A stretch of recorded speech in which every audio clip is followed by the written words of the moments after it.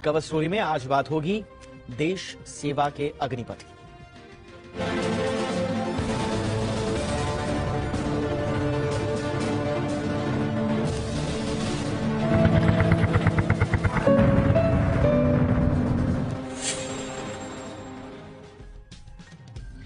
आप राष्ट्र की सेवा करने के साथ ही बेहतर करियर ऑप्शंस की तलाश कर रहे हैं, या फिर आप चाहते हैं कि परमानेंट की बजाय आप कुछ ही वक्त के लिए सेना में जाएं और फिर बाद में अपने दूसरे कामों में लौट आएं, तो आपकी ख्वाहिश पूरी करने के लिए सरकार ने अग्निपथ स्कीम का ऐलान कर दिया है। अग्निपथ स्कीम आर्मी, एयरफोर्स और नेवी में भर्ती के लिए लाई गई नई योजना है। इसके तहत भर्ती होने वाले जवानों को अग्निवीर कहा जाएगा।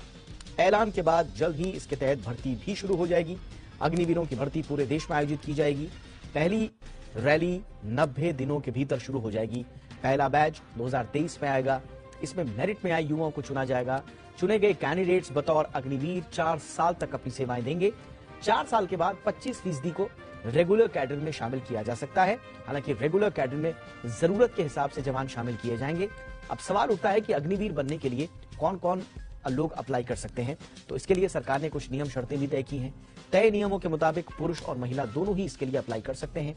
17.5 साल से लेकर 21 साल तक के युवा इसके लिए आवेदन कर पाएंगे। सिपाहियों, एयरफोर्स में एयरमैन, नेवी में सेलर्स के लिए भर्ती होगी। 10वीं और 12वीं पास युवा अग्निवीर बन सकते हैं। अग्निवीरों को बेहद टेक्निकल माहौल में ट्रेन किया जाएगा। इनकी ट्रेनिंग 10 हफ्ते से लेकर 6 महीने तक चलेगी। सरकार के मुताबिक अग्निवीर बनने के लिए आपको न सिर्फ देश सेवा का मौका मिलेगा, बल्कि इस दौरान आपको सैलरी और सेवा निधि का फायदा भी मिलेगा। सैलरी की बात करें तो अग्निवीरों को सालाना 4,76,000 रुपए का पैकेज मिलेगा। हर साल इसमें इजाफा किया जाएगा। चौथे साल ये पैकेज बढ़कर 6,92,000 हो जाएगा। अग्निवीरों को किसी तरह की पेंशन नहीं दी जाएगी, लेकिन उन्हें सेवा निधि का फायदा जरूर मिलेगा। 4 साल की सेवा पूरी करने के बाद उन्हें सेवा निधि के करीब 11,71,000 रुपए मिलेंगे और ये ब्याज मुक्त होंगे। और इस पर उन्हें ब्याज के सहित मिलेंगे, माफ कीजिएगा, और ये टैक्स फ्री होगा। इस पर कोई टैक्स उनको नहीं देना होगा। अग्निवीर स्कीम लागू होने के बाद सेना में जवानों की कमी दूर होने की उम्मीद है। इसके अलावा भारतीय सेना पर वित्तीय बोझ भी कम होगा, क्योंकि अग्निवीरों को पेंशन नहीं देनी पड़ेगी। भारतीय सेना को अतिरिक्त जवान मिलेंगे।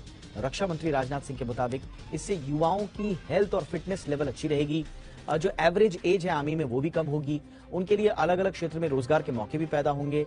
ये भी बताया गया है साथ में कि कई राज्य PSUs मंत्रालयों में अग्निवीरों को नौकरी में प्रायोरिटी भी दी जाएगी।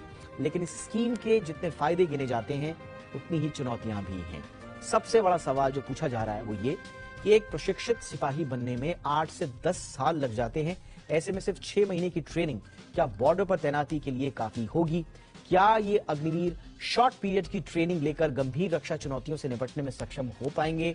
रेगुलर कैडर के मुताबिक इनका प्रदर्शन कैसे मापा जाएगा, ये भी अभी साफ नहीं है। सिर्फ भारत ही नहीं बल्कि कई देशों में टूर ऑफ ड्यूटी का मॉडल है, लेकिन भारत में शुरू हुआ ये मॉडल कितना सफल होगा, इससे भारतीय सेना को कितना फायदा होगा, ये कुछ ऐसे सवाल हैं जिनके जवाब अभी भी साफ साफ मिलने बाकी हैं। इसके अलावा ये भी कहा जा रहा है कि एक तरफ आप परमानेंट एम्प्लॉयमेंट के लिए एनकरेज करते हैं, युवाओं में सेना में जुड़ने के लिए एनकरेज करते हैं, और दूसरी तरफ ये एक तरह से part time tour of duty है। तो उसके लिए क्या आप किस तरह का एनकरेजमेंट युवाओं को दे रहे हैं? इसके अलावा 4 साल के बाद इस बात की क्या कोई गारंटी है कि उनका करियर बेहतर हो पाएगा, या सिर्फ मौके उनके लिए खोल देने भर से काम चल जाएगा? ये कुछ ऐसे सवाल हैं जो उसके क्रिटिसिज्म के रूप में उठाए जा रहे हैं।